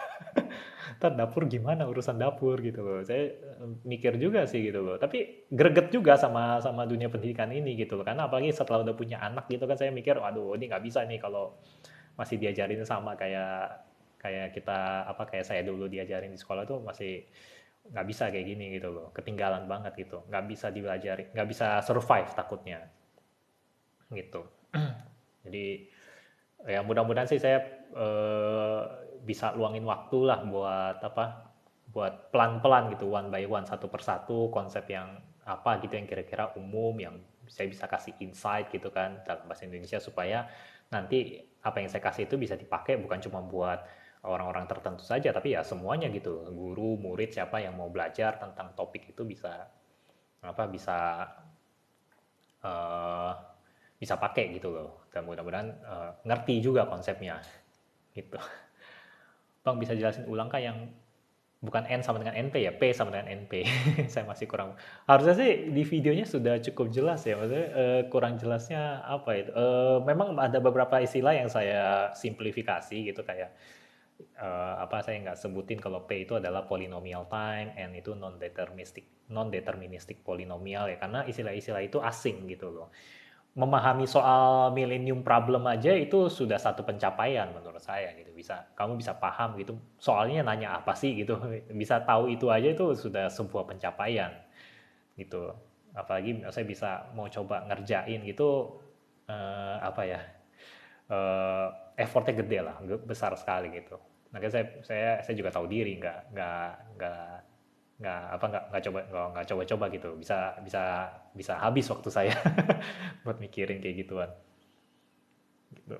Saya dulu sempat sempat kepincut sama soal itu collage conjecture tuh. Itu sebenarnya ada hadiahnya juga 500 euro, tapi hadiahnya sebenarnya nggak penting gitu. Yang penting itu ya kalau bisa buktiin itu di matematika kalau kita bisa buktiin ya nama kita jadi tercatat ya di sejarah ya gitu. Meskipun mungkin bukan nama besar gitu kayak Pitagoras dan apa Gauss atau Ramanujan bukan nama-nama besar gitu tapi ya maksudnya tetap ada gitu loh dan itu abadi itu sebenarnya yang lebih lebih lebih prestis ya lebih bergengsi gitu istilahnya gitu buat ngerjain soal matematika.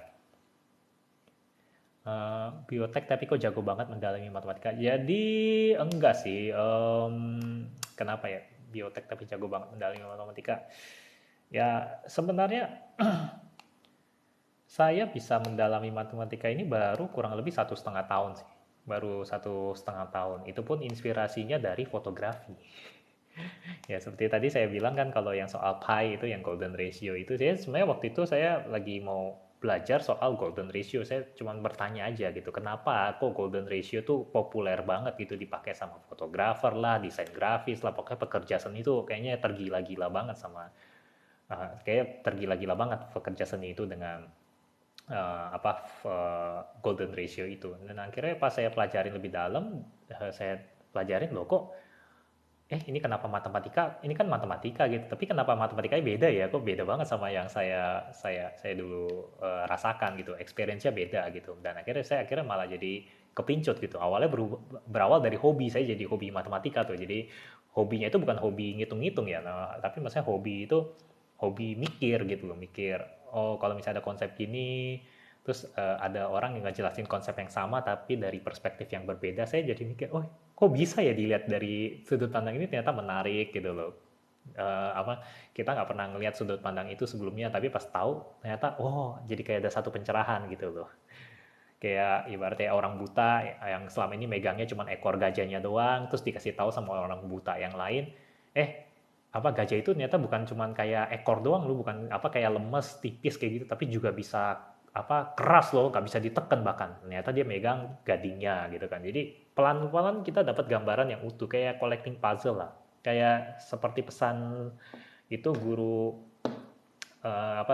martial art yang pernah saya dulu latihan itu dia bilang kalau seni bela diri itu setiap kali kita datang latihan itu kita kayak seperti mengoleksi ngumpulin satu piece puzzle. Kayak setiap teknik yang kita pelajari itu kayak kita ngumpulin satu piece puzzle. Ya kalau kita cuma datang latihan 1 2 kali 10 kali mungkin nggak terlalu akan berasa atau bermakna gitu loh. Kita nggak akan jago, nggak akan serta merta jago juga jadi jago bela diri, enggak. Tapi ketika kita datang latihan sering terus-terusan, akhirnya banyak puzzle yang kita kumpulin. Lama-lama kita akan mikir sendiri, ini puzzle kayak bisa saya susun begini nih. Terus akhirnya dapat satu blob kecil gitu. Oh, kayak ada nih satu area kecil. Meskipun kita nggak dapat gambaran puzzle utuhnya gitu loh. Ya. Tapi setidaknya kita dapat gambaran kecil nih di sini.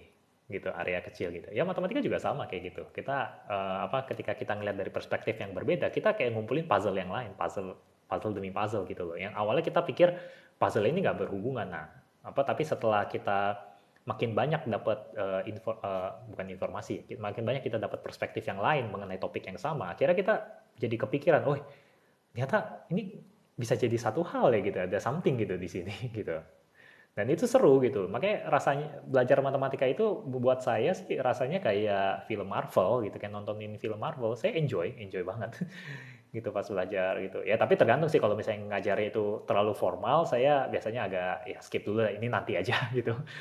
Kalau kecuali pas lagi pengen tahu apa mekanik mekanik ngitungnya gitu kan, kecuali saya pengen tahu banget gitunya, baru saya mungkin luangin waktu buat itu. Tapi kalau misalnya sehari-hari saya lebih ke arah yang penting siapa yang bisa ngasih saya perspektif yang fresh gitu loh terhadap topik yang mungkin saya familiar ataupun saya sedikit tidak familiar tapi saya bisa coba pahamin, jadi kayak modelan kayak gitulah.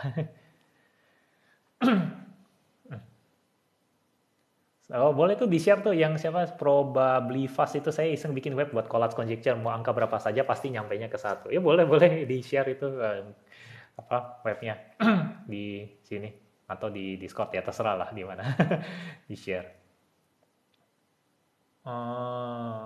Belajar yang langsung membahas konsepnya dan sejarahnya di mana ya Pak? Punya channel YouTube yang bagus?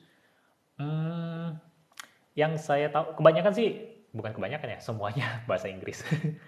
Ya, semuanya bahasa Inggris. Jadi channel yang bagus kalau buat tahu tentang konsep, kalau topik matematika spesifik, kalau konsep itu yang saya bisa rekomen itu si 3 Blue One Brown, 3B 1B. Itu apa? Itu kelas dunia punya itu. Yang punya channel itu lulusan apa? Mungkin PhD-nya Stanford kali, Stanford University. Itu gila, itu top banget dah. Apa? Itu saya justru belajar pemahaman matematika yang SMA kayak matriks dan kalkulus, itu semuanya dari sana. Dia yang ngasih banyak banget itu insight gitu. Itu siapin buku catatan. Dia ada course-nya itu yang apa, Essence of Linear Algebra. Jadi esensi aljabar linear, esensi kalkulus. Nah, itu dua itu wajib itu buat dinontonin itu. Ya, dia ada 16 episode, belasan episode lah satu satu itu. Dicatat itunya. Nah, itu worth it banget. Sebelum sebelum belajar soal matriks, sebelum belajar soal aljabar linear, sebelum belajar kalkulus, nonton dulu itu. Itu wajib. Jadi supaya pas nanti di sekolah ataupun di kuliah diajarin itu formalitas ya, kita setidaknya sudah dapat gambaran yang cukup gitu. Intuisi kita udah kebangun sebelum kita tahu formalitasnya. Memang harusnya gitu. Kita bangun intuisinya dulu gitu sebelum kita bahas formalitas ngitung-ngitungnya gimana. Karena zaman sekarang yang namanya formalitas ngitung itu bukan manusia lagi.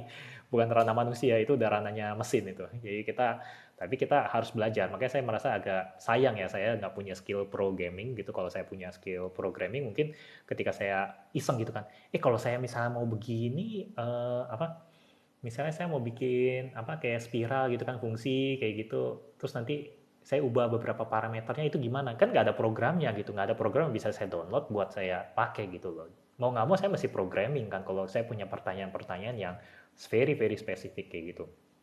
Nah kalau kita nggak punya skill programming kayak gitu ya ya terbatas gitu loh. Saya paling cuma bisa mainin Desmos gitu. Kayak waktu saya main-main nama parabola gitu kan. Saya main-mainin tuh parabola tuh di Desmos. Ada aplikasi bisa di-download di handphone Desmos sama GeoGebra. Itu dua yang bagus sih menurut saya. Gitu. Eh, Kalau saya lebih sering pakai Desmos karena ya skillnya terbatas lah. GeoGebra sih lebih kompleks tapi itu lebih powerful sih kayaknya. Dia Jadi parabola saya analisa gitu kan, oh ternyata parabola bisa dipakai buat perkalian. Awalnya saya dapat inspirasi dari channel Number File. Jadi waktu itu ada yang bilang itu soal parabola yang Y sama dengan X kuadrat itu ternyata bisa jadi kalkulator perkalian loh gitu kan. Saya bilang, ah masa sih gitu kan. Saya akhirnya penasaran, saya coba di Desmos gitu kan. Oke, bisa. Terus saya analisa lagi garis lurus kan, garis lurus miring. Saya jadi keingat, oh gradien. Coba kalau kita analisa gradiennya gimana gitu. Itu menjadi kayak semacam riset gitu. Kita melakukan riset sendiri gitu. Dan itu seru.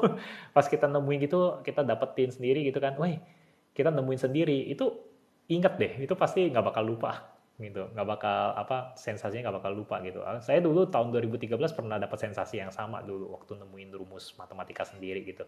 Dan meskipun saya sampai sekarang nggak ingat apa rumusnya, tapi kalau saya disuruh ngejelasin lagi gitu kan tanpa persiapan apa-apa, saya bisa ngejelasin itu dari awal sampai dapetin lagi rumusnya.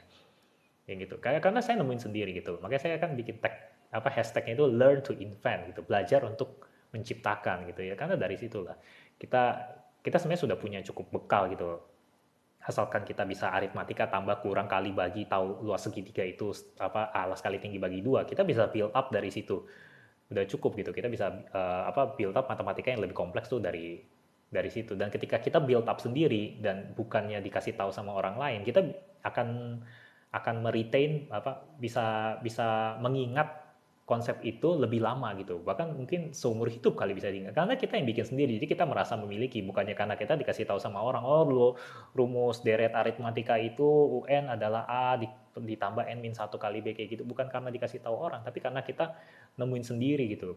Ketika kita nemuin sendiri itu kita jadi rasa memiliki, ini rumus gue lo, gue yang gue tahu lo dari mana nih asalnya lo. Itu nggak bakal lupa deh pasti. Yang kayak gitu ya. Channel yang direkomend yaitu Three Blue One Brown, Number File. Terus mungkin dari Three Blue One Brown mereka baru ngadain kompetisi Summer Math Exposition, dan di situ ada lebih dari 1.300 entry dan ada 5 pemenang kan, dipilih 5 pemenang. Nah itu channel-channel pemenangnya itu konten-kontennya coba aja di explore, itu juga bagus-bagus gitu loh. Itu mind blowing semua. Dia punya konten-kontennya gitu, keren abis. Kayak gitu. Ya tapi mungkin nggak ada hubungannya langsung sih sama yang pelajaran sekolah ya. Jadi jangan harap ini mungkin bisa ngebantu kalau expect-nya mau, oh kalau saya nontonin gini saya bisa dapat nilai yang lebih bagus nggak di sekolah ya. Kalau masih pertanyaannya soal kayak gitu ya mungkin hanya bakal buang waktu aja gitu ya nontonin ginian, karena nggak ada hubungan, kebanyakan nggak ada hubungannya. Tapi kalau kita memang beneran mau paham gitu kan, kita investasi waktu yang kita nontonin ini itu akan kepake banget gitu loh investasinya. Jadi mungkin nggak kelihatan langsung gitu yang mungkin buat teman-teman yang masih sekolah gitu mungkin rasanya ya ini kayaknya nggak ngebantu nilai sekolah saya. Paling yang bisa ngebantu itu yang tadi yang si Tribuluan Brown yang Essence of Linear Algebra ya, jadi yang pemrograman linear tentang matriks segala macam, vektor segala macam, itu dia kasih tahu koneksinya semua tuh, matriks, vektor, fungsi itu sebenarnya terkoneksi itu di aljabar linear itu keren banget ya. Itu buat yang belajar matriks, yang belajar kuliahnya aljabar linear kan kalau nggak salah itu mata kuliah wajib ya di awal ya. Ya itu bakal, kalau sebelum belajar itu sudah tahu tentang intuisinya itu bakal mantep lah. Fondasinya itu bakal kokoh banget gitu. Pak, ada nggak niatan buat jadi programmer? Sepertinya enak kalau sudah paham matematika. Ya memang sih, memang lebih enak. Saya sempat udah install Python di komputer saya, tapi belum pernah disentuh. Udah install Python, udah install. Karena masalahnya konsentrasi saya kepecah. Ini sih dilemanya sih, makanya nggak tahu deh, ada saran nggak nih saya kerjanya di foto tapi apa hubungannya kan di sini ya di matematika gitu. Secara background kalau dilihat dari CV juga ya memang didominasi sama pekerjaan guru gitu dulu 15 tahun gitu ya. Di CV kan lumayan lah kelihatan cakep gitu kan, 15 tahun punya pengalaman ngajar gitu, tapi jujur saya sih nggak merasa itu kayak sebuah sebuah apa kelebihan atau apa gitu, karena ya setelah saya belajar gitu 1,5 tahun ini saya baru merasa sadar kalau 15 tahun pengalaman saya itu nggak ada apa-apanya dibandingkan apa yang saya pelajarin di 1,5 tahun ini gitu. Jadi yang makanya saya pikir, dan saya nggak tahu deh, saya sempat pikir juga kayaknya nggak cocok sih jadi guru, karena kalau guru kan masih terikat sama pekerjaan administratif gitu kan. Entah institusi memperbolehkan nggak misalnya seorang guru memiliki orang asisten gitu, asisten yang membantu masalah administratif apa segala macam, sehingga gurunya itu bisa fokus ke hal-hal yang paling penting, yang paling krusial, yaitu mendesain pengajaran gitu loh. Mendesain gimana membawakan materi, gimana caranya mendesain soal supaya soal itu dibikin bukan buat sekedar melatih kemampuan berhitung, tapi juga melatih penalaran murid gitu, sehingga sembari murid yang ngerjain soal, mereka step by step itu semakin dapat pemahaman gitu loh. Jadi kayak diarahkan gitu, diarahkan. Itu menurut saya sih dunia pendidikan akan jauh lebih indah ya kalau kalau kalau dibuat kayak gitu gitu loh. Dibandingkan misalnya kayak contoh anak SD lah gitu, disuruh hitung-hitung 2 tambah 4 sama dengan berapa, 8 tambah 11 sama dengan berapa. Kalau kayak gitu suruh hitung diulang makin lama cuma makin cepat kayak gitu, menurut saya sih nggak ada apa, nggak meaning gitu loh, nggak, cuma buang-buang waktu aja gitu loh. Ya memang ngitung ngitung cepat untuk hal yang sederhana kayak gitu oke lah buat yang kecil gitu, tapi kalau hal itu diteruskan sampai ke SMP SMA gitu, instead of ngelatih ngelatih problem solvingnya, itu saya rasa sih eh, nggak tahu deh ke depannya gimana gitu buat lapangan kerjanya. Karena toh sekarang kan perusahaan-perusahaan gede juga udah mulai nggak ngeliat lagi itu yang namanya degree segala macam. Mereka bahkan nyediain course, kamu bisa dapat sertifikat, setelah dapat sertifikat bisa langsung lamar. Kerja di mana? Google. Kualifikasi kamu apa? Saya cuma pernah ikut selesai course ini doang, gitu gimana? Nggak ada detail, nggak ada apa gitu. Udah nggak penting lagi gitu. Ya, nggak tahu. Ya mungkin kayak kembali kayak dulu lagi kali, kalau kayak zamannya Pythagoras. Saya kan sempat bikin konten tuh. Zaman dulu Pythagoras itu pas dia mau bikin sekolah, dia nggak ada satupun murid yang mau belajar sama dia, sampai dia harus nyogok nyogok satu anak muda gitu, anak nelayan. Dia nyogok supaya saya bayar kamu kalau kamu mau dengerin saya ini apa belajar dari saya gitu kan. Jadi setiap kali belajar tuh dibayar. Jadi muridnya yang dibayar, bukan gurunya yang dibayar gitu. Dia ngebayar murid kayak gitu. Sampai akhirnya murid itu sadar kalau ternyata, apa yang diajarkan ini bermanfaat ya gitu. Ini ternyata ada value-nya gitu. Dan akhirnya saat itu muridnya baru mau apa bayar gitu ke gurunya. Ya mungkin itu asal muasal sekolah mungkin dari situ kali ya. Kenapa kita bayar kenapa kita bayar ke sekolah gitu loh buat belajar gitu, ya kan? Kalau saya kan biasa kalau kita bayar ya kita yang dilayanin gitu. Yang dilayan gitu. Ya mungkin bisa jadi ini juga sih pengingat juga, kalau seandainya sekolah merasa sudah apa ya dari dulu memang begitu, ya ingat aja kalau misalnya nggak menarik, siap-siap aja. Sekarang udah zaman teknologi. Informasi itu adalah komoditi. Ya, jadi ada yang ngasih gratis, ada yang ngasihnya bayar kayak gitu. Jadi kalau misalnya hanya apa peran guru itu hanya menyampaikan informasi, ya siap-siap saja. Suatu hari ada orang lain yang akan membuat komoditi informasi itu secara cuma-cuma. Gitu. Orang bisa dapat informasi yang sama dari sumber yang lain yang mungkin jauh lebih menarik, dan mereka bisa dapetinnya nggak usah bayar, bisa gratis. Siapa tahu bisa begitu, ya kan? Gitu. Jadi ya harus latihnya itu latih latih mikir lah, bukan sekedar nyampein informasi lagi gitu. Nah, apa nih? Barusan TOUTBK matematika cuma dapat 200. Pusing banget. Emang maksimalnya berapa? UTBK itu 1.000 gitu. Saya nggak tahu sih nilai 200 itu bagus apa enggak, saya nggak tahu ya. Saya tahunya biasa kan nilai dari 0 sampai 100 ya gitu. Jadi apa kalau misalnya dapat 200, saya juga bingung itu bagus apa enggak, emang maksimalnya berapa. Nah, sama asli Pak, SM sampai ini singkatannya bikin saya bingung. Sampai saya biasanya belajar sendiri dulu sebelum di sekolah diajarin, jadi paham. Ya kayak gitu. Ya belajarnya itu ini sih apa bangun intuisi sih, bukan bukan belajarnya itu belajar kayak apa namanya ngerjain soal hitung-hitungannya gitu, bukan. Kita kalau misalnya belum diajarin nih apa minggu depan bakal belajar apa, oh minggu depan bakal belajar deret ya, jangan langsung lihat itu rumusnya gimana gitu. Ya deret itu buat apa gitu. Ini kan deret aritmatika, deret geometri. Itu tadi saya barusan bikin yang saya lupa masukin konten itunya. Apa di spiral spiral Archimedes itu. Spiral Archimedes itu kalau diperhatikan dia kan jarak antar garisnya di apa obat nyamuk itu kan jaraknya sama ya. Itu sebenarnya deret aritmatika itu. Ya kan? Beda sama phi, golden ratio. Golden ratio atau golden spiral itu termasuk spiral aduh lupa spiral eksponensial atau spiral logaritmik ya. Saya lupa antara dua itu. Tapi yang pasti dia jaraknya nggak sama. Nah itu deret geometri.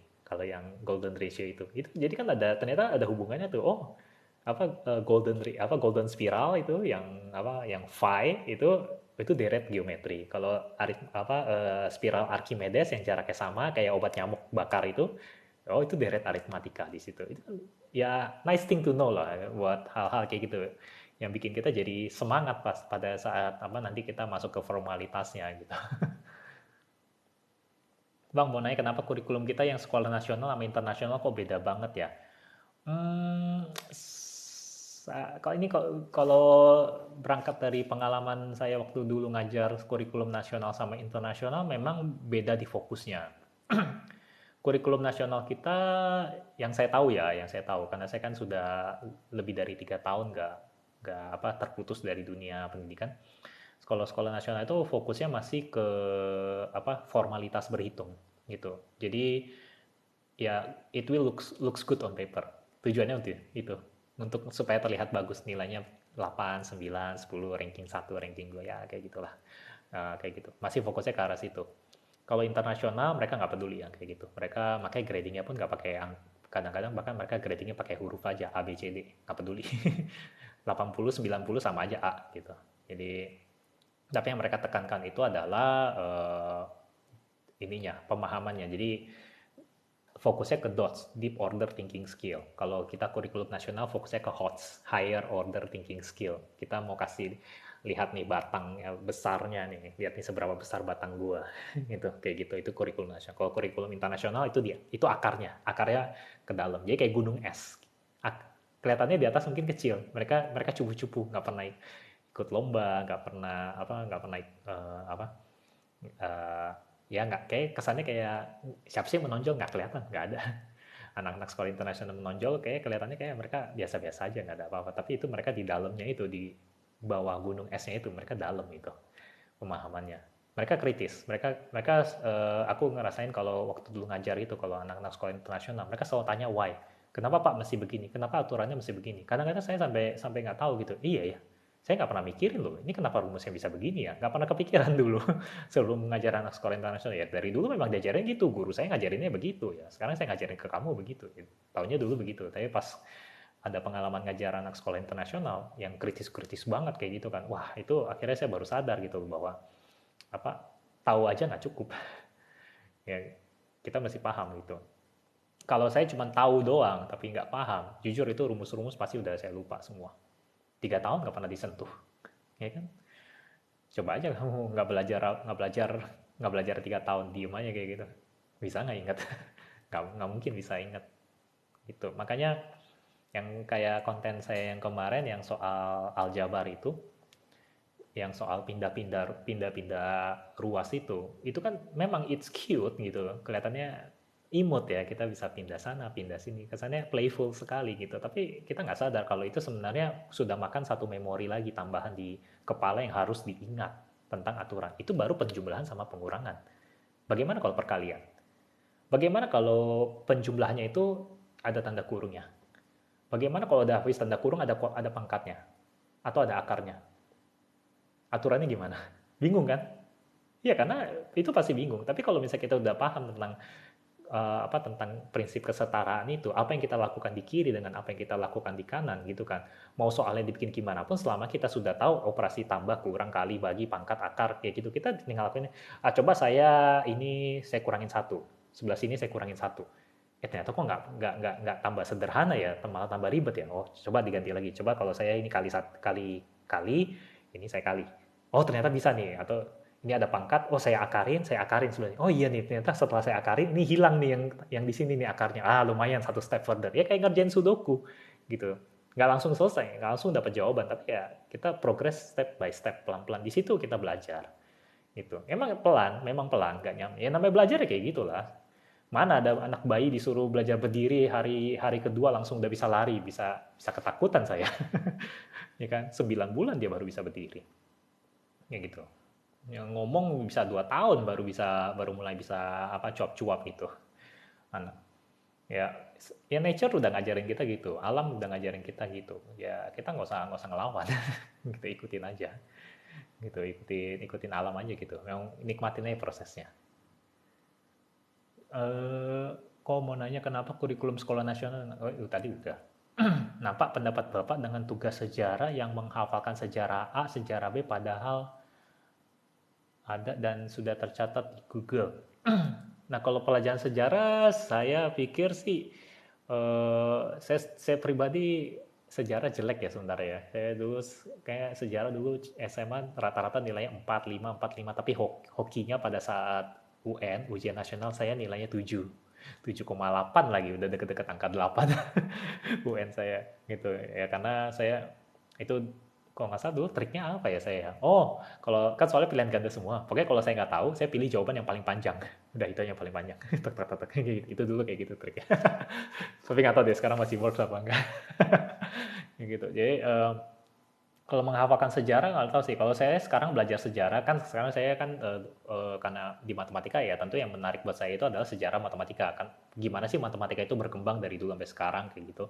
Ya itu membuat saya jadi paham sih kenapa sekarang kita diajarin begini. Itu setidaknya kalau kita menghafalkan sejarah itu kita harus kayak nonton film lah gitu, kayak nonton film, bukan buat kita menghafal bukan buat kita menghafal tahun berapa, tanggal berapa atau apanya. Itu itu yang relatif nggak gitu penting dibandingkan kita bisa memetik memetik hikmah dari sejarah itu. Kan sejarah itu kan ya kayak perang-perang kayak gitu kan. Sebenarnya kan kesalahan kita zaman dulu gitu loh. Kita refleksi sama kesalahan-kesalahan kita zaman dulu sehingga zaman sekarang itu jangan lagi kita bikin kesalahan yang sama. Kan seperti itu. Ya, di kalau sejarah makanya kan pas sampai sejarah Perang Dunia Satu, Perang Dunia Dua ya, saya sih yakin ya kalau misalnya orangnya memang belajar sejarah, kita semua pasti udah nggak mau lagi ada Perang Dunia Ketiga gitu, nggak ada.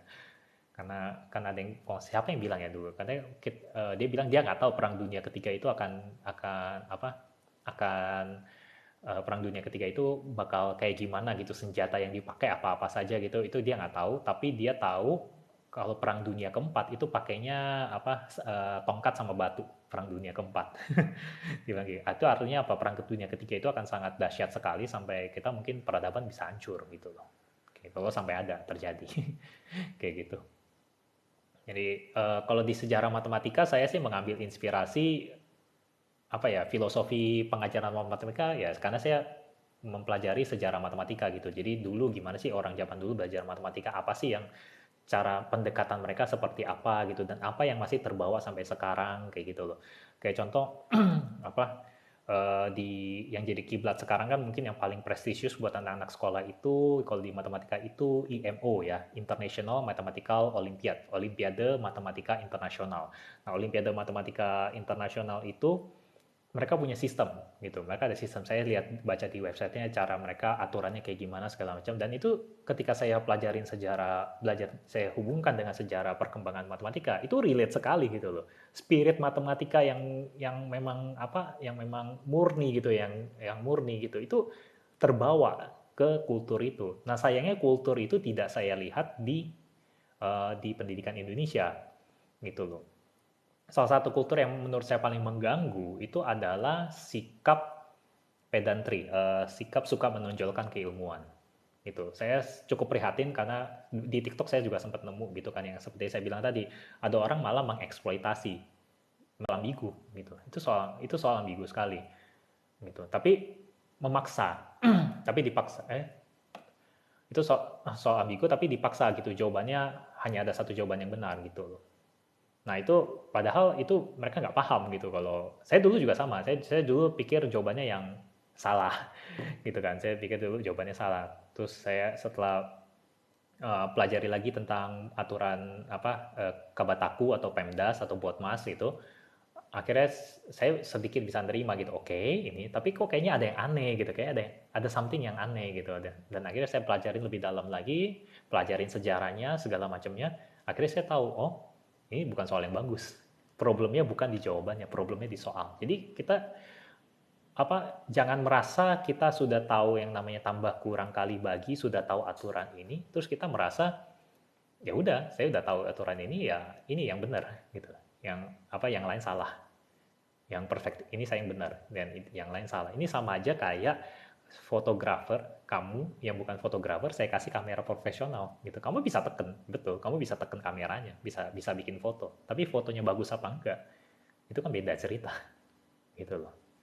Itu yang maksud saya, sayangnya spirit matematika itulah yang nggak ada gitu loh di pendidikan Indonesia itu, masih fokusnya ke formalitasnya. Itu yang menurut saya agak agak mengganggu sih itu kayak gitu ya. Oke, sudah cukup ininya kayaknya. HP saya udah overheating terus nih, payah nih.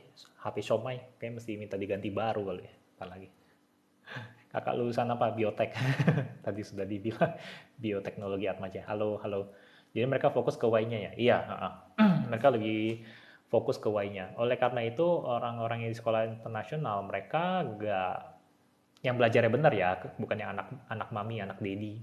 Yang mereka yang belajarnya benar ya, mereka punya pemahaman yang sangat kuat, dan mereka kelihatan sekali ketika mereka misalnya dihadapin soal gitu, mereka nggak pernah ngeluh kalau misalnya, Pak ini soal nggak pernah diajarin sebelumnya. Oh enggak, mereka coba dulu, setidaknya mereka coba dulu. Itu yang sebenarnya diharapkan gitu loh dari pendidikan kita.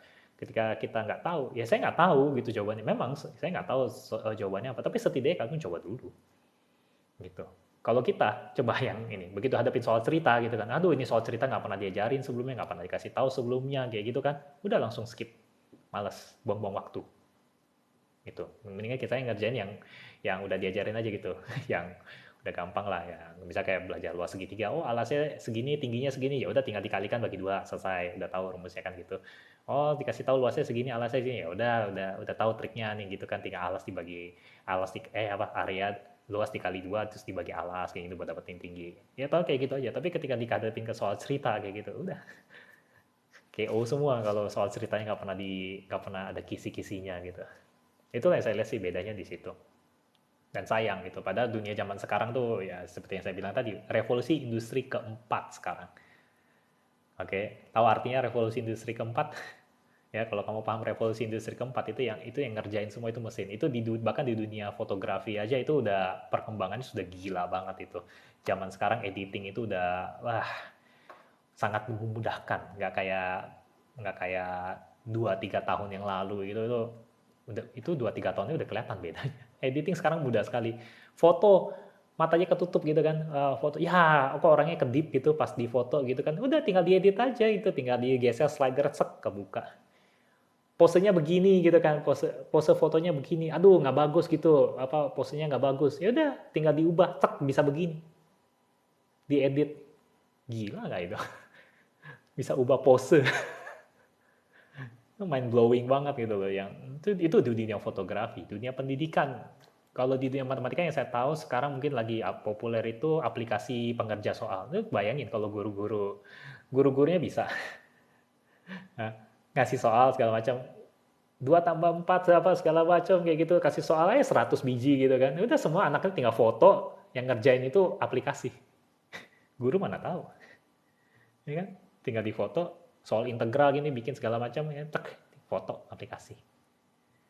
Kalau misalnya masih fokusnya ke ngajar, masih fokusnya ke apa formalitas berhitung, percaya deh, murid-murid jauh lebih pintar buat ngakalin. Ya, guru kencing berdiri, murid kencingnya berlari. Ya, murid selalu lebih apa? Ya karena kita nggak mau mikir gitu. Kita nggak mau mikir. Jadi berikan mereka alasan kenapa mereka harus pikir.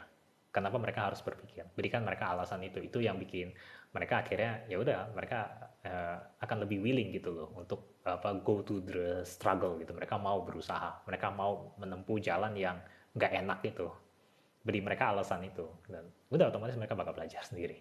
Ya, cuma tuh lihat aja yang konten-konten saya kayak gitu, saya ngajarin cuma kulitnya aja, tapi saya yakin pasti ada beberapa orang yang akhirnya mempelajari itu lebih dalam, mereka cari sendiri, Google sendiri kayak gitu kan, dan akhirnya mereka dapat pemahaman yang dalam tentang satu topik itu, gitu loh, kayak gitu. Saya yakin pasti ada, dan mungkin mereka lebih lebih pintar gitu, lebih lebih jago lagi deh. Itu kayak tadi ada yang bikin apa collage conjecture sampai bikin webnya gitu kan, berarti kan ngerti itu programming apa web programming segala macam kayak gitu. Itu kan saya nggak bisa gitu. Saya ya terbatas lah. Saya coba bisa ngutak-ngatik CSS di apa dari template gitu dimodif dikit-dikit doang kayak gitu. Ya, tapi basic programming saya lemah gitu. Saya lemah. Jadi ya apa nggak perlu itu aja sih pesan saya sih kalau kalau buat ngajarin ya sekarang. Dan mudah-mudahan sih saya bisa terus-terusan ngasih hal-hal kayak gini, menginspirasi terus-terusan gitu, kasih inspirasi supaya orang tuh mau belajar gitu loh. Ya, itu aja. Fokus ke why. Oke, ini kayak udah, wah nggak berasa 1,5 jam. Malah lebih lama. Oke, oke. Ya harusnya udahan dulu. Udah berlebih. Saya sampai nggak sadar waktu loh. Sorry, sorry. Sampai lewat. Oke, ya udah. Apa live kali ini udahan dulu. Mungkin minggu depan lagi lah kita lanjutin ngobrol-ngobrol kalau ada yang mau tanya-tanya. Oke, thank you semua yang udah pada join, udah ngasih like segala macam. Udah ini apa semoga apa yang disampaikan di live ini bisa bermanfaat, nambah ilmu segala macam, juga nambah seneng gitu kan sama matematika. Ya mudah-mudahan sih semuanya pada nanti udah gede atau apa jadi sukses semua gitu. Oke, ya bye bye semuanya, thank you ya udah pada join.